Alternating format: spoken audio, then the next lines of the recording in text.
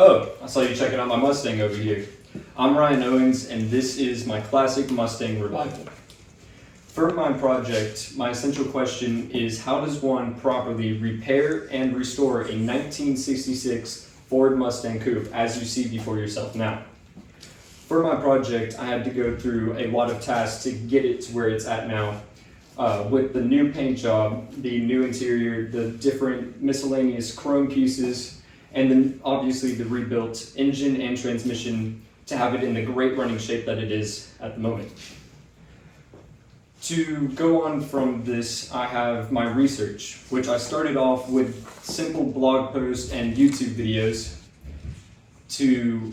teach me how to go at my task, like taking out the seats, putting back in new carpet, which is actually done by bolting the different panels and seats into place to actually hold it in. To expand upon that, I eventually had to rebuild the engine and transmission, which require a lot of torque specs and specifics. So I ended up getting different manuals, like the Ford Mustang Owner's Workshop Manual to work on the 200 cubic inch engine that is in it now, the Chilton's Manual that has everything that you can think of to work on this Mustang, including putting on new bumpers, taking down the engine to its block, fully taking this car all the way down to its frame actually. And finally, the most helpful manual was the C4 Automatic Transmission's how-to guide,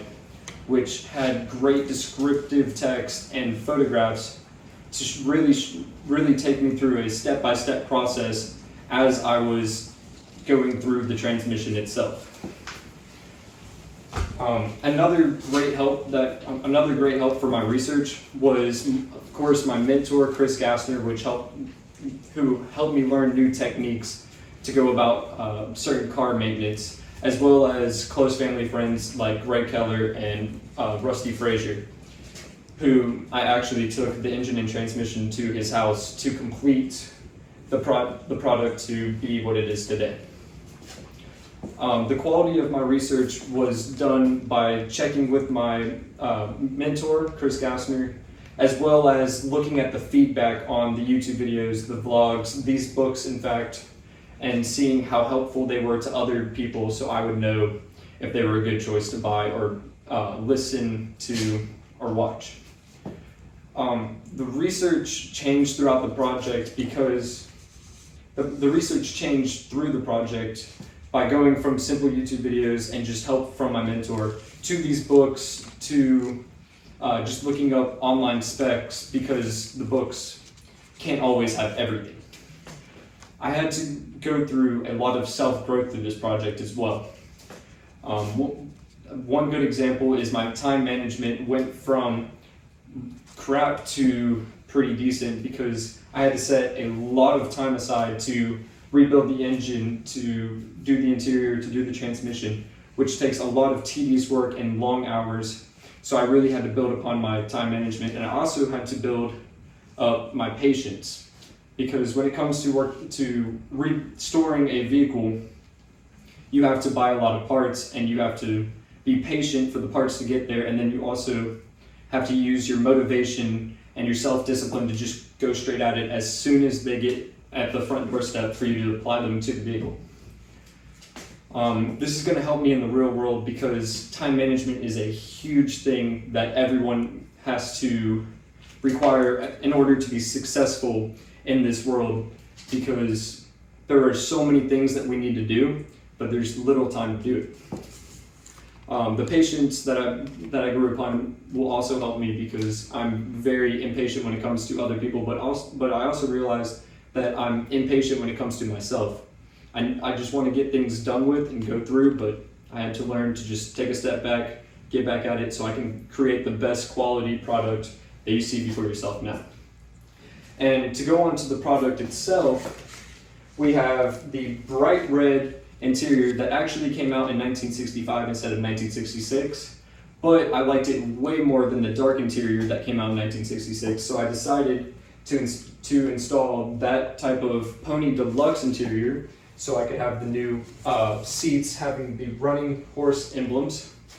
as well as the extra commodities that comes with the deluxe interior. To move on from that, we took down the engine to its block, and that revealed that we had many issues with the engine. Actually, the 4th and 6th cylinder both had broken rings, and the 6th cylinder actually had a chip in the piston itself. So we came to the conclusion that we were going to have to rebuild the engine and also take the engine head and other parts to a machine shop so the engine could be bored out, so the head could be redone, and specific things that I cannot do with my everyday tools out of my toolbox. While we were waiting for the machine shop to be done with the engine, we moved on to the transmission and realized that it would be a great idea to rebuild that as well, because there were just different parts that weren't fully functional. So we took the engine all the way down to its case, and this is where I learned my patience. This is where I learned my time management, because I spent countless hours scraping away at that engine case to have it in perfect condition to be re-put back together, and in amazing condition to have it running very well like it is today. After the transmission was redone, we got the engine and the engine head back from the machine shop and immediately went to work at putting that back together. The engine takes a lot of work because you have to take your time to do it right and go by the right specs. But after that's said and done, the engine is in great running condition, and I can easily take this to the highway and go 75, and we will be cruising perfectly as if it was a 2020 car. I'm very proud of this, how the product turned out, because of how much work I put into the product. There's no other car in the world that compares to it for me, because I put in all the work to have it in amazing condition, to have it running beautifully, and it's just way more meaningful to me because of how much time I had to put into it.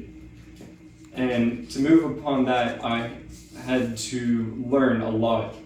working on this project. Before the project, I had basic maintenance down and just a good mind for going about cosmetics, like unbolting certain things so I can get in there and then place the new part on top and do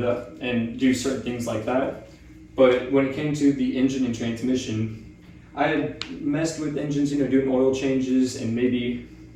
playing around with the spark plugs a little bit before, but I had never touched the transmission before this project, because most people see transmission problems as a red flag, and that should be someone else's job. But going through the transmission, it was actually easier than rebuilding the engine itself. The engine had a lot of problems with it, like the reason we had to take it to the machine shop. But the certain skills that I learned along the way, with the help of Chris Gassner and Rusty Frazier, as I said before,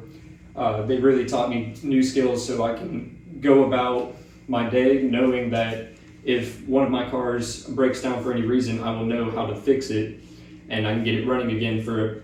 a little cost rather than taking it to a mechanic and having it properly done. This product really challenged me with the long, tedious hours that it took. Like I said, my time management was not amazing before, but after this project, I've really learned how to set time aside to work on what I truly want to do, and to prioritize myself so I can do better in the world. To recap what I just said, I had to go through a lot of learning curves, and I had to really grow myself to complete this project on time and have it presented to you like I am now. Like I said, I have a beautiful new bright red interior, a new engine and transmission, and now this car runs better than a 2002 4Runner. I don't know. I hope you all have a great day.